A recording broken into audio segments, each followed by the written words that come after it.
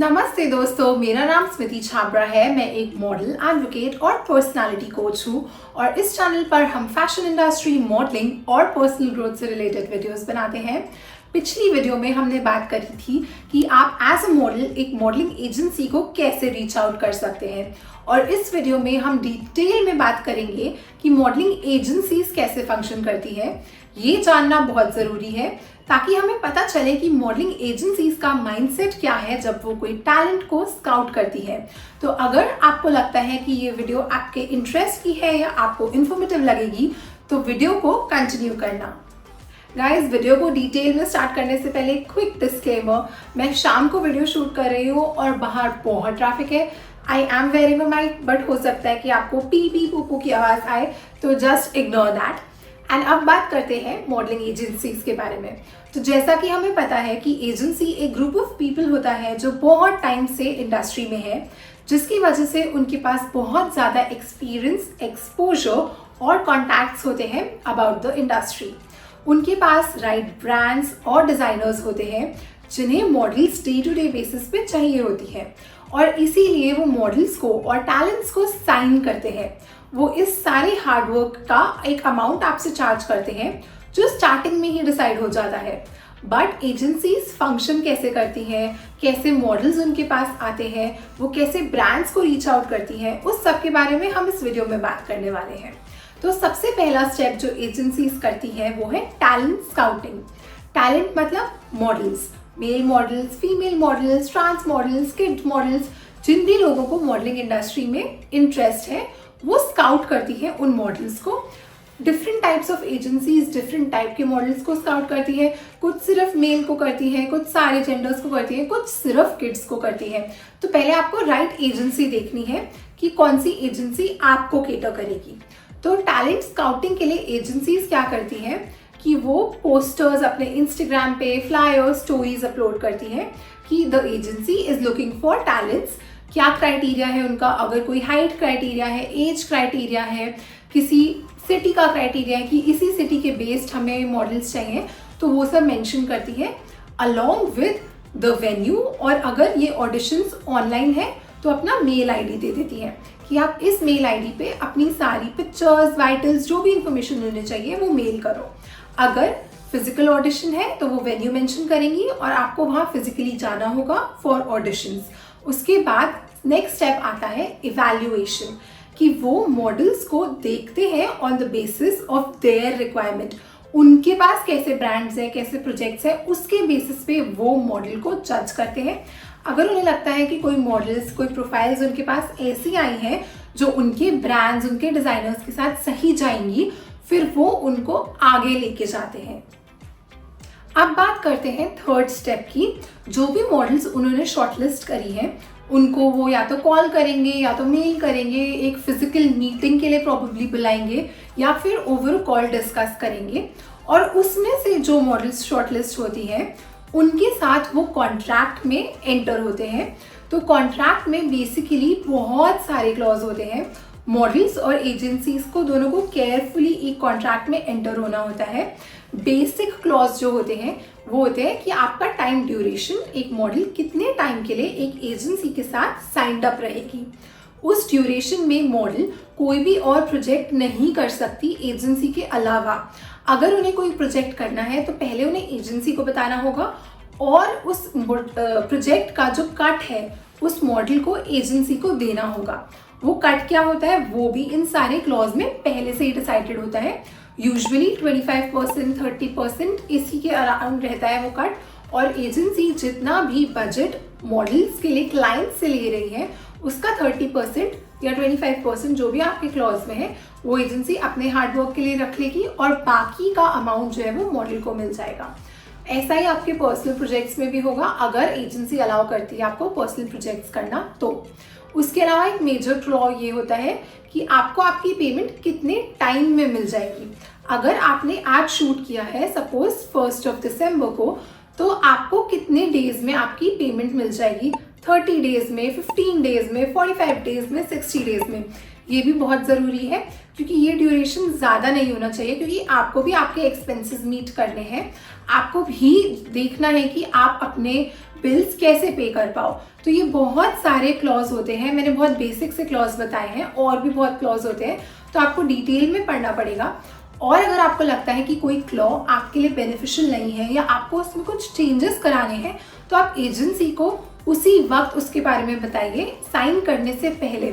अगर वो कॉन्ट्रैक्ट कहता है कि आप 3 साल के लिए एजेंसी के साथ टाई अप होंगे और आपको 3 साल बहुत ज़्यादा लग रहा है, तो आप उन्हें बोल सकते हैं कि नहीं, मैं सिर्फ 2 ईयर्स या 1.5 ईयर के लिए ही आपके साथ टाई अप रखना चाहता हूँ या रखना चाहती हूँ। अगर एजेंसी मान जाती है तो आपका कॉन्ट्रैक्ट आगे जाएगा, अगर नहीं मानती तो कुछ और नेगोशिएशन करना होगा या आपको कहीं बीच में मिलना पड़ेगा। बट अगर एजेंसी आपको जेन्युइनली चाहती है तो मोस्ट लाइकली वो आपकी बात मान जाएगी। अब सपोज एजेंसी और आपके बीच में एक अच्छी बॉन्डिंग हो गई है और आपने कॉन्ट्रैक्ट साइन कर लिया है, तो नेक्स्ट स्टेप होता है उनका आपके टुवर्ड्स आपकी प्रोफाइल बिल्ड करना। अब वो आपकी प्रोफाइल कैसे बिल्ड करेंगे? आपको टेस्ट शूट्स के लिए भेजेंगे, आपके पोलरॉइड्स क्लिक करेंगे, आपके खुद शूट्स करेंगे अपने ऑफिस में, ताकि आप कैमरा फ्रेंडली हो जाओ, आपको आपके एंगल्स पता चल जाए और उनके पास भी कुछ कंटेंट हो आगे ब्रांड्स को, क्लाइंट्स को, डिजाइनर्स को भेजने के लिए। जब ये स्टेप कंप्लीट हो जाएगा तो नेक्स्ट स्टेप में वो आपकी मार्केटिंग करेंगे। उससे बेसिकली जितने भी उनके कॉन्टैक्ट्स होंगे उनको आपके बारे में पता चलेगा। वो अपने सोशल मीडिया पोस्ट्स पे डालेंगे, स्टोरीज पे डालेंगे, व्हाट्सएप ग्रुप्स पे शेयर करेंगे, अपनी वेबसाइट पे डालेंगे कि this is a new model जो हमारी एजेंसी के साथ साइन अप हुआ है या हुई है। और अगर आपको लगता है कि आपके ब्रांड के साथ या आपके डिजाइन्स के साथ ये जाएंगे, ये मॉडल्स जाएंगे, तो आप इनको हायर कर सकते हो फॉर योर शूट्स। तो ये स्टेप हो गया मार्केटिंग का, जो बहुत बहुत इंपॉर्टेंट है। अब बात करते हैं 6th स्टेप की, जो है ऑडिशंस, कास्टिंग्स, वीडियो सबमिशंस। तो एजेंसीज के पास अगर कोई रिक्वायरमेंट आई है कि उन्हें किसी टाइप की मॉडल चाहिए, उसके फ्रेश पिक्चर्स चाहिए या इंट्रोडक्शन वीडियो चाहिए या कुछ बोलते हुए, डायलॉग बोलते हुए उनका वीडियो चाहिए, तो एजेंसीज आपको वो डिटेल्स भेजेंगी।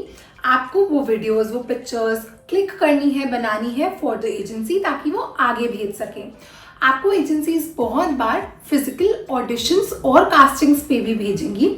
ऑडिशंस और कास्टिंग्स बेसिकली वो प्लेसेस होती हैं जहां आप जाते हो, ब्रांड्स और डिजाइनर्स जिनको मॉडल की रिक्वायरमेंट होती है वो वहां होते हैं। आपको on the basis of your look personally देख के जज करते हैं। अगर फैशन शोज के ऑडिशंस हैं तो आपकी वॉक के बेसिस पे आपको जज करते हैं। और फाइनली अगर आप उन्हें पसंद आते हो तो वो आपको शॉर्टलिस्ट करते हैं, आपकी एजेंसी को डायरेक्टली बता देते हैं। तो ऑडिशंस, कास्टिंग्स पे भेजना, वीडियोस, टेस्टिमोनियल्स बनाना, ये बहुत इंपॉर्टेंट प्रोसेस होता है अगर आपको प्रोजेक्ट्स चाहिए। और ये काम एजेंसीज आपके लिए बहुत इजीली कर देती हैं, क्योंकि उनके पास ऑलरेडी कॉन्टैक्ट्स हैं जो उनको रिक्वायरमेंट्स भेजते हैं। वो आपको उन रिक्वायरमेंट्स के बारे में बताते हैं, आप वो कंटेंट बनाते हो, एजेंसीज को देते हो और फिर आगे एजेंसीज ब्रांड्स को, डिजाइनर्स को देती हैं, ताकि वो फाइनली सिलेक्ट कर पाए कि उन्हें कौन सा मॉडल चाहिए। अब सपोज आप एक प्रोजेक्ट के लिए फाइनल हो गए हो, तो सारा कोऑर्डिनेशन विद द क्लाइंट, वहाँ पे जो भी फोटोग्राफर्स होंगे, डिजाइनर्स, मेकअप आर्टिस्ट, स्टाइलिस्ट, उन सबसे सारी चीज़ें कोऑर्डिनेट करना और आप तक पहुँचाना, ये काम होता है एजेंसीज का। आपके मील्स, आपका कॉल टाइम, आपका बजट, आप वहाँ कितने गारमेंट्स शूट करोगे, आपको कोई स्पेसिफिक चीज़ें अगर शूट पे जानी है, तो ये सब आपकी एजेंसी आगे कोऑर्डिनेट करेगी आपके क्लाइंट से या जिसने भी आपको हायर करा होगा। और इसी सब के लिए एजेंसी आपसे चार्ज करती है कमीशन फी, जो आपके कॉन्ट्रैक्ट में ऑलरेडी मेंशन होती है। तो बहुत लोगों को लगता है कि एजेंसीज आपसे सिर्फ ऐसे ही पैसे ले रही हैं, but that is not true.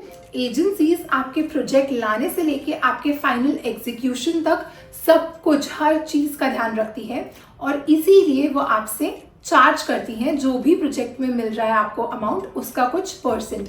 उनको भी अपना ऑफिस रन करना है, उनका लाइवलीहुड है ये। तो आई फील ये एकदम जस्ट और फेयर प्रैक्टिस है अगर एजेंसीज अपने क्लॉज के अकॉर्डिंग ही चले। इसका ये मतलब है कि अगर क्लॉ में लिखा है कि 30% पेमेंट मिलेगा एजेंसी को, तो वो स्टिक करें कि वो 30% ही ले रही हैं फेयरली और उससे ज़्यादा नहीं ले रही हैं। अब बात करते हैं अपने लास्ट स्टेप की। एजेंसीज आपको ट्रेन और ग्रूम भी करती हैं। अगर आप एक मॉडल हो तो आपको पता होगा कि मॉडलिंग इंडस्ट्री कितनी बड़ी है, कितनी वास्ट है और इसमें अलग अलग टाइप की एक्सपर्टीज चाहिए होती है। एजेंसी के लोगों को ऑलरेडी इस चीज़ का एक्सपीरियंस और नॉलेज है, तो वो आपको गाइड कर सकती हैं कि आप किस डायरेक्शन में जाएं ताकि आपकी प्रोफेशनल ग्रोथ और भी ज़्यादा हो। अगर एजेंसी को लगता है कि आप बहुत अच्छे रैंप मॉडल बन सकते हो तो वो आपको रैंप ट्रेनर्स के पास भेजेंगे ताकि आप उनसे प्रोफेशनली ट्रेन हो और आपको और अच्छे फैशन शोज के प्रोजेक्ट्स मिलें।